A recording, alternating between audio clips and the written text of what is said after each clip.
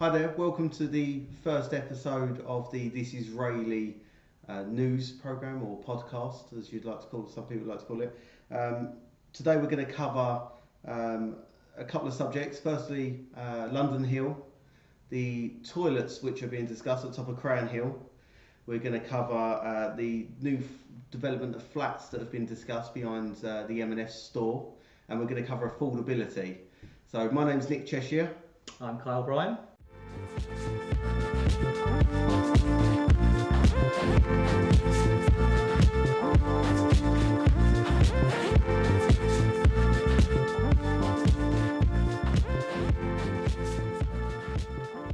So, first thing we want to discuss on this week's show is London Hill. So this is one for you to discuss. Fantastic. Hello. It's nice to be here. Obviously the first one is always the best, I feel. What about you? Hopefully. So, we'll soon find out. Yeah. So, but I'm really excited about this. I really can't tell you enough. As you well know, we sold a property at the bottom of London Hill, just before the bridge.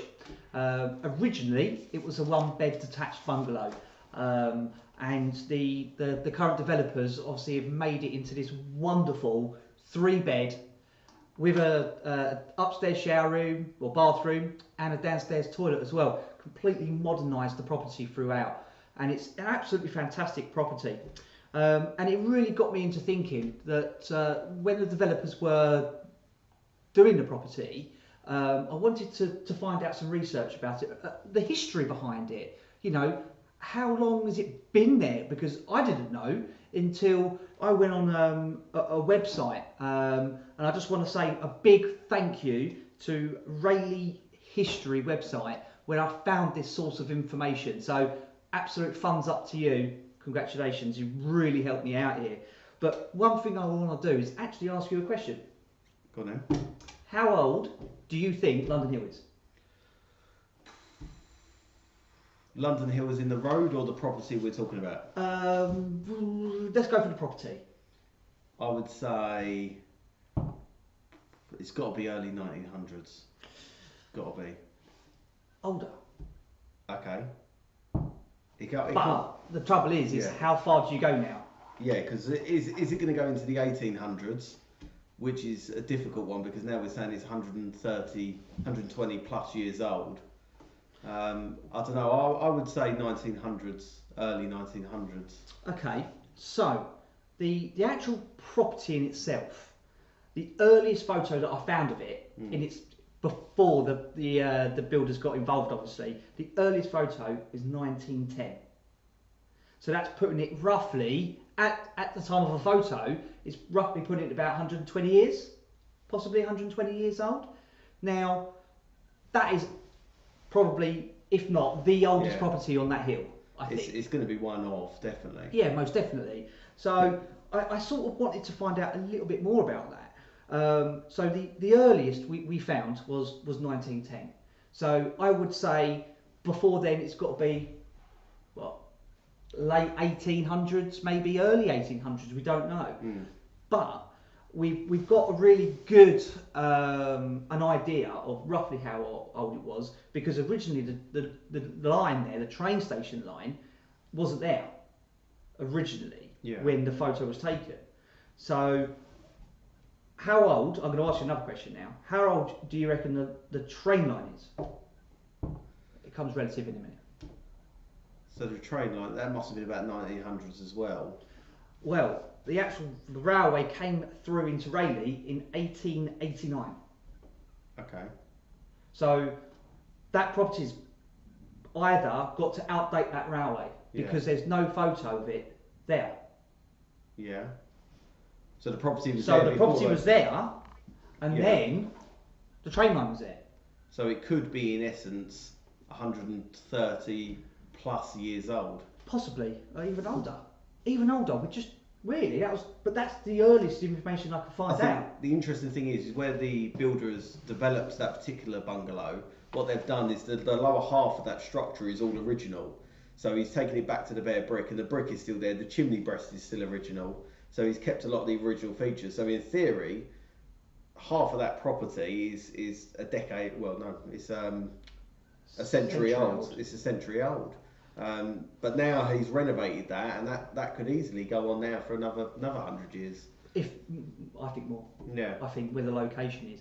But also a really good, interesting stat about this property is it used to be the major road from Aldgate in London to Rochford or to the south end side of Essex. So I think that's an absolute. I think I read testament. something a while ago in the Rayleigh Mount about King Henry VIII travelling through Rayleigh and using that route and going past the Mount, heading to one of the other castles. I think I did. Yeah, I think so. So it was the major road, and that point is nowhere to go under the train station. If you're heading into Rayleigh, obviously, you turn right, don't you, and you follow up into Crown Hill. That used to be a turnpike, and when horse and cart back then, obviously we had no cars. When horse and cart used to come down from London, heading down into Southend, if the hill was muddy, it was a bit uneasy. The driver of the coach used to ask the passengers to get out. So imagine getting a taxi on a night, dropping you at the bottom of London Hill and going, it's a little bit wet. You're gonna have to walk. Can you get out, and then I'll meet you at the top? I mean, that's kind of like, it's a bit crazy, isn't it? That'll go down well. So you can imagine back in the day when the women then had their petticoats on, their sort of knee-high boots or thigh, well the word thigh-high then. I think they were more just below the knee, raising up with their petticoats. And that's a big old hill. And the Englishmen with their bowler hats. You know, that was kind of. Yeah. I mean, it was fascinating. When I found that out, that really was fascinating to find out. So I think that's absolutely a little bit of history with Rayleigh there. Not just the mount or the bungalow, the little round cottage on Crown Hill. Also now know about the other hill. Yeah, no, that's quite interesting. But sorry, Nick, to cut you off there. But I just want to do a shout out. There's a house, or where next to it, there's a load of scaffolding. I think everyone can see that. And there seems to be a new building or a business going on there. Now, the only thing I know about it at the moment is it's bringing Harley Street to Rayleigh. That used to be a printer's, didn't it? Yeah, so yeah. As you come down Station Road, you're turning left under the bridge, smack bang right in front of you. That that one there. Yeah, that building now. It's got scaffolding up outside it. It looks like a lot of modernisation has happened there. And there's a banner on the front of it that says bringing Harley Street to Rayleigh. So if anyone knows of anything that's going on there, drop a link in below, send me an email, and we'll certainly do some research. Sounds good. So that leads quite nicely on to the next point. So talking about a local business, so that sounds like a new business starting in Rayleigh. One of the things I wanted to discuss is Lovett's Farm. Now, you've lived in Rayleigh and Holbridge all of your life. 32 years. How many businesses? Well, I've lived here only 8 years, so combined we're talking 40 years. Yep. How many businesses do you think is on Lovett's Farm? Good question. 20? Keep going. 30? Keep going. What, higher? Much higher? Higher. 60? Not quite, we're close. So I counted 54 is what I counted. 54. So I was collecting the post earlier on. I'm sure as some of you know we're located on Lovett's Farm. And I was collecting the post earlier on, and I had a little look at the pigeonholes, and I counted 54 there. Now the interesting thing is I didn't realise how many businesses were on Lovett's Farm. It used to be, I believe, a mushroom farm or a strawberry farm. Yeah, it was two separate identities, I think. Yeah. So that was going back some time, but now what the current owners have done, have redeveloped it and changed all of the barns into offices and different business premises, and the types of businesses that are on there are amazing. You've got John Gold's farm shop at the front, and these butchers within that. It's quite a nice place. You've got Wortledge and Knott. There's a karate, I think it's karate. There's Mushroom Studios. Taekwondo, there we go. You've got Mushroom Studios, you've got TWR Watch Shop, there's the Stable Studios, there's Gladwell's, you've got Swimming Towels, the swimming pool, there's Clay Cottage, there's a carpet shop just behind us, A&B Flooring I think they're called, you've got in-car safety, you've got 2 gyms, a recruitment consultant. You've got a bespoke kitchen and furniture maker. You've got Watch repairers, TWRs. yeah, I think mentioned them. Sorry, there's a lot. Lovett's Tandoori, as it's both amazing. are quite fond of. You've got a wonderful estate agents. Cracking estate agents. Let you know on that one. There's mechanic for bikes next door. Bikes next door, but there's loads of businesses that are hairdressers. Yeah, carpentry, dog groomers, and there's a company. Go on. My favourite. Yeah. I'm a bit. Nick's not really a big drinker. No. I would say I am. Quite a lot, actually. I'm probably on the verge. I think you're at the wrong meeting. Yeah, I'm sorry. That's that way. But there's a company. You drive past it because you have to drive past it. It's called Oxygen. Yeah. And what if I said to you, it's a tea bag for gin? They call it infusers. I think it's the way they put it. But no, I saw this in John Gold's shop, and they look quite impressive. I'm not a big drinker, but I do like to try the odds different thing here and there. And from what I could see, it's all different flavours that they infuse into gin. It looks amazing. It seems quite a good idea. So they're based on Lovett's Farm as well. So there's so many businesses that are based here. And I don't think, I speak to people regularly, and when I mention to them how many businesses, people are shocked. So I think if you live locally, it's worth a wander around and have a look at what other businesses there are here, because there's plenty of different companies, and you may find some of them quite helpful. No, definitely. And going back to gin, if you taste it, pop a comment, let us know. Yeah, let us know what they're like. That would be good. So moving on to the next thing, that was a little bit unscripted. I just thought I'd chuck that one out there. But moving on to the next thing, which is the toilets. The 20p to p toilets. It's a flushing issue. Yeah.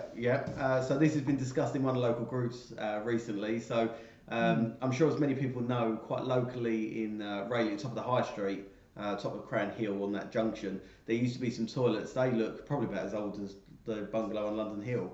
But they've been around for quite a long time, and the council have taken it now and they've built a brand new block next door. It does look good. It does look good. To be fair, for a toilet. I drove past it last night at about 9:30, and it's got some quite nice lighting on it. It does look quite good. They've done a good job. There's no doubt in that.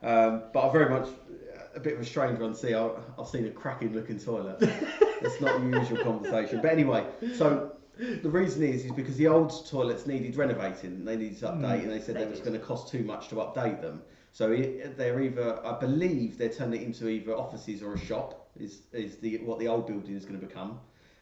Small. It's going to be small, but I suppose it's another shop.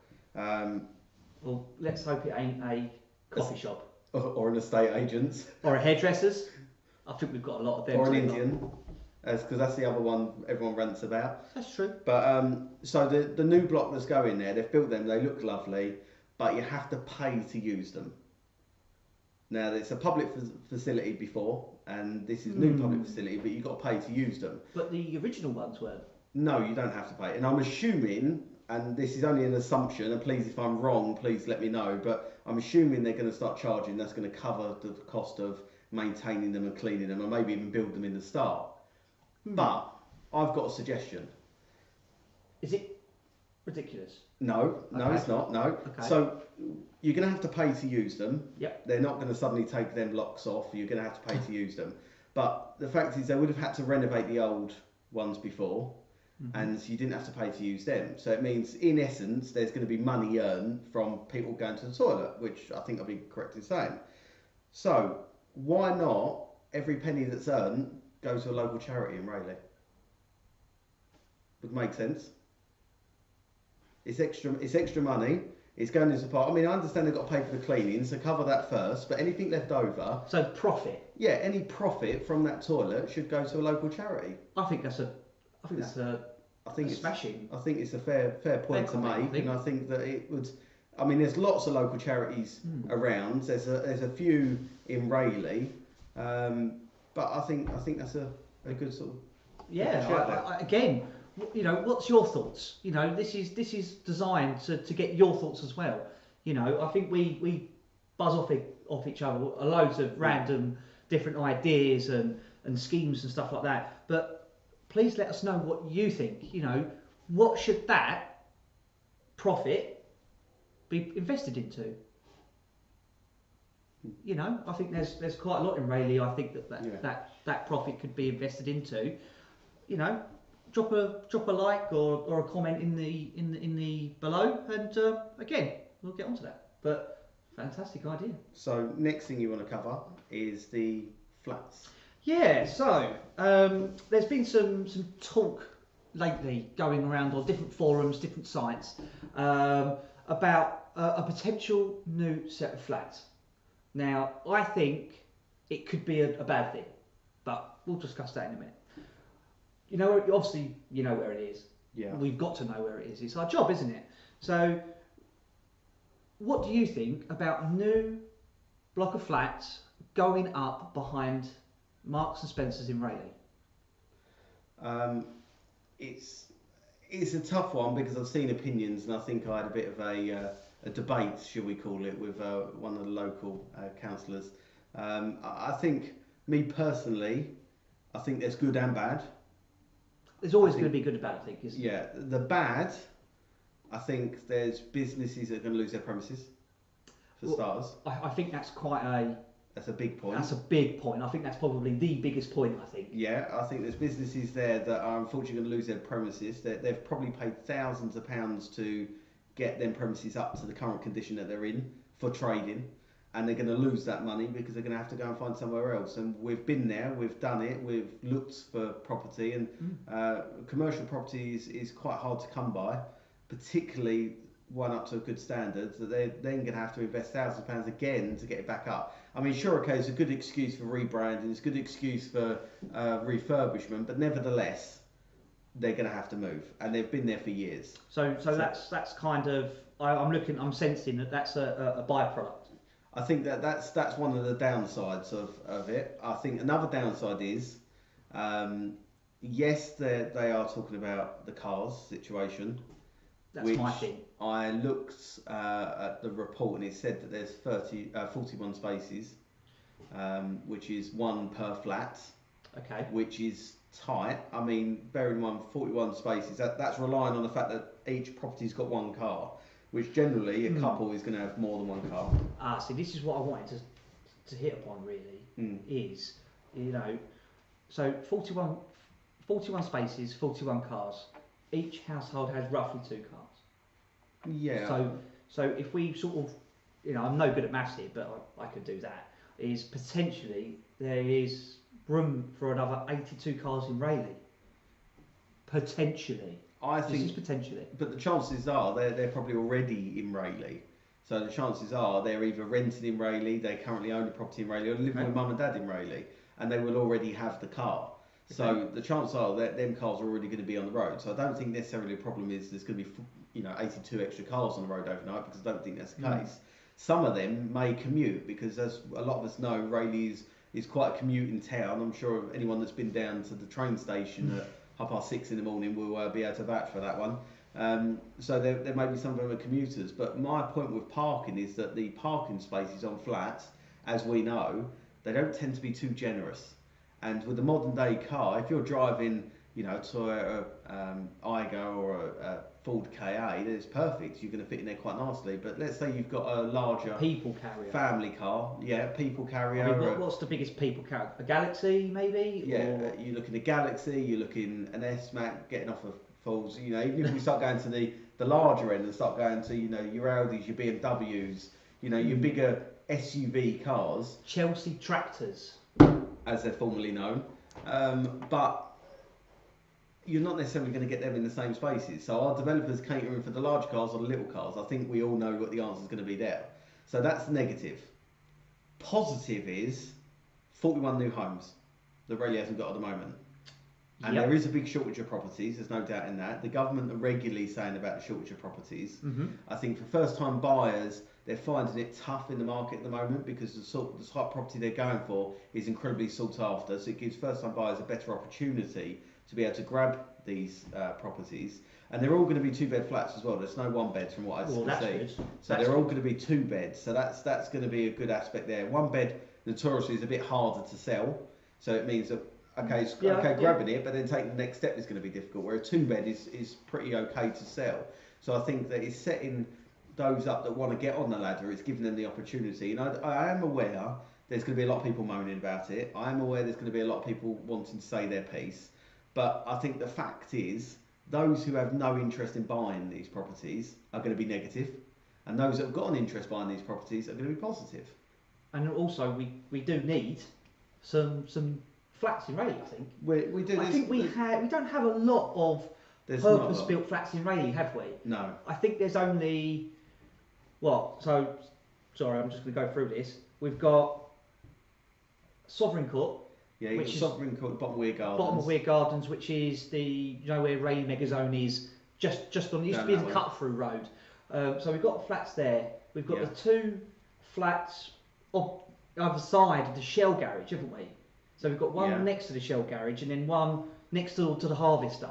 Yeah, you also got Central Apartments, which is above Iceland's. In High Street. There's also another set of apartments above what is Mr. Sim's Sweet Shop in Rayleigh. So there's some more flats up there.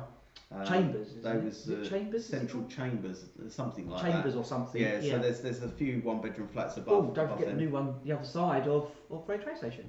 Right at the corner. Yeah. So you've got them ones. So you've got the ones in the approach. You've got the ones on the corner, which is the Trinity. So there's a few blocks, but there's not many blocks going up. No. And they're not.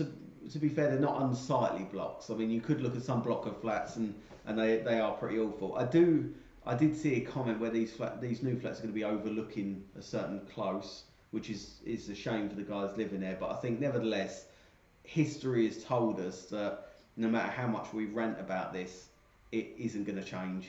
They're not going to go away. They're not suddenly going to be stopped being built. I think we just need to actually accept it. Well, I think it's a case of accepting it because we can't do anything with it. But in the meantime, I know there have been certain councillors that have been really fighting to oppose against these flats, and unfortunately they've lost the battle there. So I think it's one of them things that instead of accepting it, what we should look at is what can we change? And the things that we can change is how we support them businesses that are losing out. That's my biggest concern, because I think that there's a lot of businesses there that are losing out, and as local people, we do have a bit of a moral obligation to support these local businesses. And I think, going there and shopping there and spending your money there rather than anywhere else will help them with their turnover, which ultimately is going to help them secure a property, because that's going to help their general turnover to be able to afford a better premises. And also, if you are one of these companies, please reach out.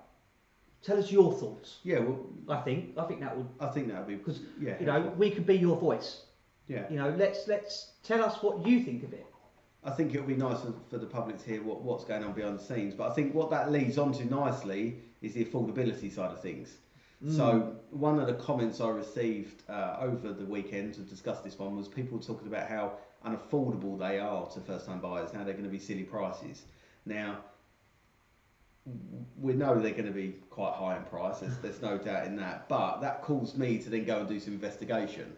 So I looked at Rayleigh as a whole, and I used mouseprices.com to get a bit of information, and what this led to is that I looked at the affordability of Rayleigh compared to surrounding towns. So I've picked Rayleigh, Wickford and Hockley. Which of them three do you think is more affordable?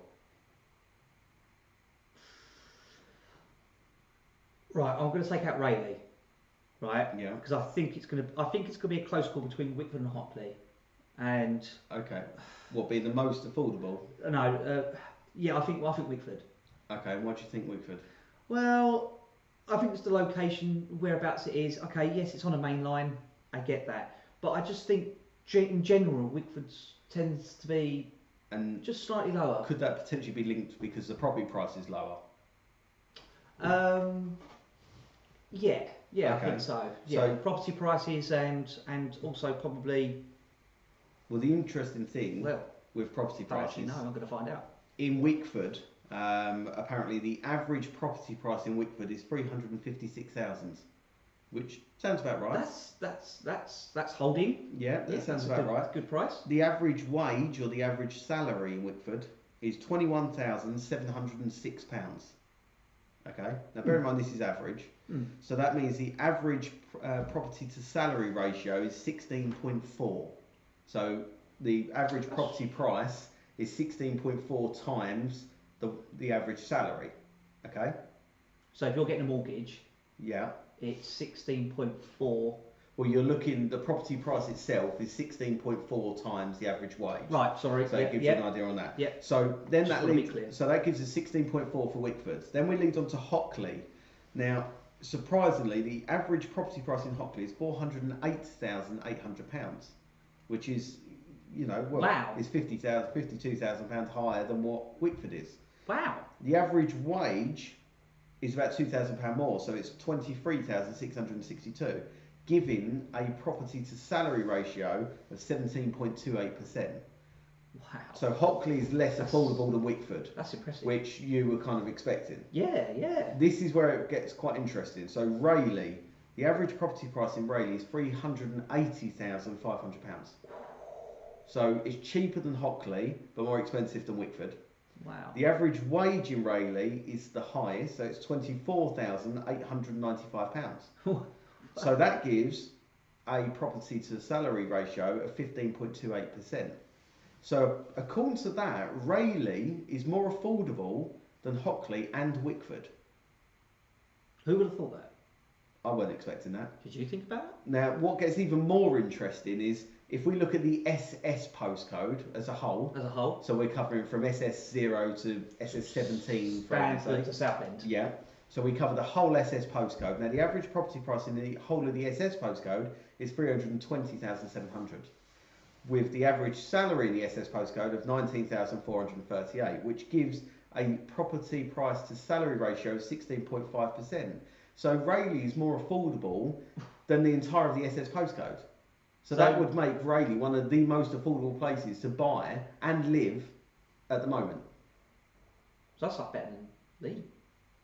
I'll have to check up Lee prices, but I'd say I think that would be a nice one to compare. I think we can do that on the next one, and we'll look at Lee, and we may look at Southend and Rochford and see how they compare. But according to what I found so far, Rayleigh is the most affordable, not expensive, the most affordable place to live. So it's a good place to live. It's a good place to buy and invest. So I think that's absolutely amazing. And that's a positive note to end on. I think. I do believe so. Brilliant. So it's been wonderful. We're going to cover some more subjects next time. But if you've got any suggestions, please drop us an email. I'll put the email below, or just drop us a message on Facebook or comment.